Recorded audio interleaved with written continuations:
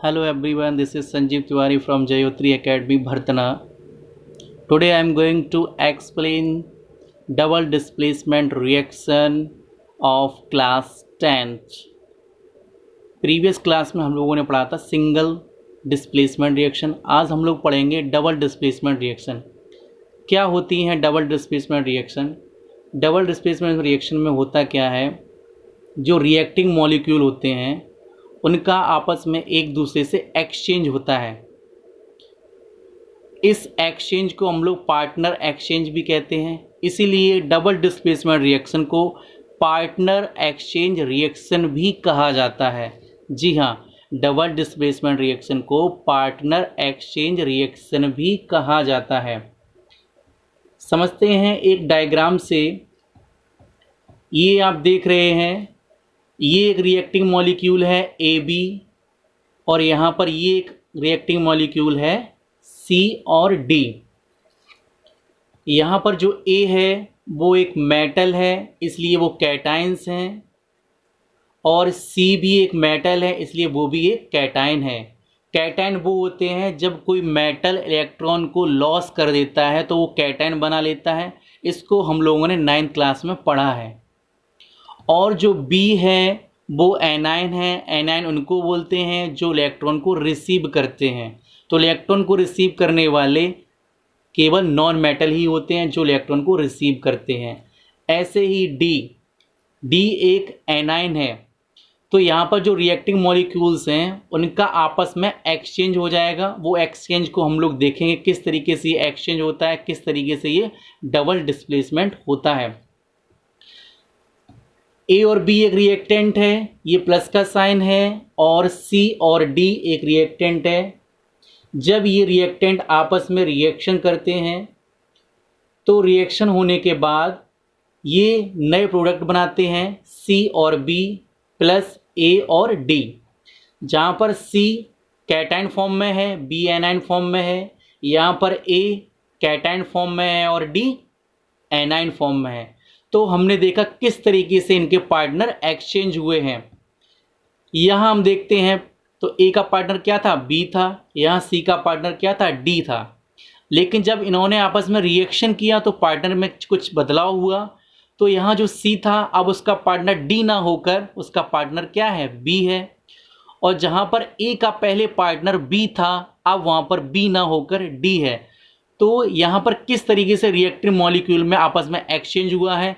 Exchange होने के बाद कुछ नए प्रोडक्ट बने हुए हैं, इसलिए डबल डिस्प्लेसमेंट रिएक्शन को हम लोग पार्टनर एक्सचेंज रिएक्शन भी कहते हैं। देखते हैं इसको एक सॉर्ट ऑफ एक्टिविटी के माध्यम से कि क्या कहती है डबल डिस्प्लेसमेंट रिएक्शन। एक एक्टिविटी करते हैं। एक्टिविटी में हम लोग क्या लेते हैं, 100 ml वाटर लेते हैं एक बीकर में। उसमें हम लोग स्मॉल क्वांटिटी में सोडियम सल्फेट को डिसॉल्व कर देते हैं।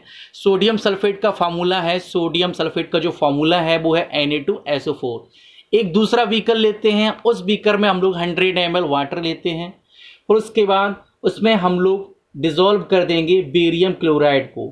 बेरियम क्लोराइड का जो फार्मूला है BaCl2 है। अलग अलग बीकर में हम लोगों ने अलग अलग सॉल्ट लिए हैं।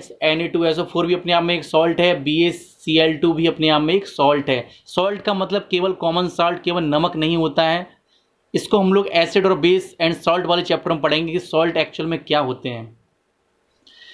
फिर क्या करते हैं, हम लोग इन दोनों सॉल्यूशन को आपस में मिला देते हैं। इन दोनों बीकरों में जो सॉल्यूशन थे उनको हम लोग आपस में मिला देते हैं। मिलाने के बाद कुछ ऑब्जर्वेशन आता है, उन ऑब्जर्वेशन को हम लोग देखते हैं। तो ऑब्जर्वेशन क्या है, कुछ कलर में बदलाव आ रहा है। क्या बदलाव है, सोडियम सल्फेट जो था वो रिएक्शन कर लेता है बेरियम क्लोराइड से। बेरियम क्लोराइड में रिएक्शन करने के बाद वो एक वाइट प्रेसिपिटेट बनाता है, और वो वाइट प्रेसिपिटेट किसका होता है, वो वाइट प्रेसिपिटेट होता है बेरियम सल्फेट को। देखते हैं रिएक्शन से। मेरा कर्सर आपको दिख रहा है, ये बॉटम साइड में ये सोडियम सल्फेट है, एक्वस फॉर्म में है। बेरियम क्लोराइड है, एक्वस फॉर्म में है। इन दोनों ने आपस में रिएक्शन किया। रिएक्शन करने के बाद इन्होंने क्या बनाया, इन्होंने एक नया प्रोडक्ट बनाया जो बेरियम सल्फेट और सोडियम क्लोराइड हैं। ये देखिए ये नया प्रोडक्ट क्या है, बेरियम सल्फेट और सोडियम क्लोराइड। जब इन दोनों बीकर के सॉल्यूशन में आपस में मिलाया गया था, एक ट्यूब में मिलाया गया था, तो ये देखो इस तरीके से कि एक वाइट पीपीटी नज़र आ रहा है आपको, वाइट प्रेसिपिटेट नज़र आ रहा है। ये जो वाइट प्रेसिपिटेट है ये जो बेरियम सल्फेट का है। बेरियम सल्फेट यहाँ पर इनसॉल्युबल फॉर्म में है, सॉलिड स्टेट में है। और जो आपको ये दिख रहा है हल्का सा ब्लूइश नज़र आ रहा है, वो कॉमन साल्ट का सॉल्यूशन है। हालांकि ब्लूइश नहीं होता है, थोड़ा शो कर दिया गया है आपको, इसलिए अच्छी से आइडेंटिफाई हो जाए। तो यहाँ पर हम लोगों ने देखा किस तरीके से रिएक्टिंग मॉलिक्यूल आपस में एक्सचेंज हुए और उन्होंने एक्सचेंज होने के बाद कुछ नया प्रोडक्ट बनाया है। इसीलिए डबल डिस्प्लेसमेंट रिएक्शन को पार्टनर एक्सचेंज रिएक्शन भी कहते हैं और इसको प्रेसिपिटेशन रिएक्शन के नाम से भी जाना जाता है। थैंक यू एवरीवन, आज के लिए इतना ही। कल हम लोग फिर मिलेंगे एक नए टॉपिक के साथ। Thank you everyone.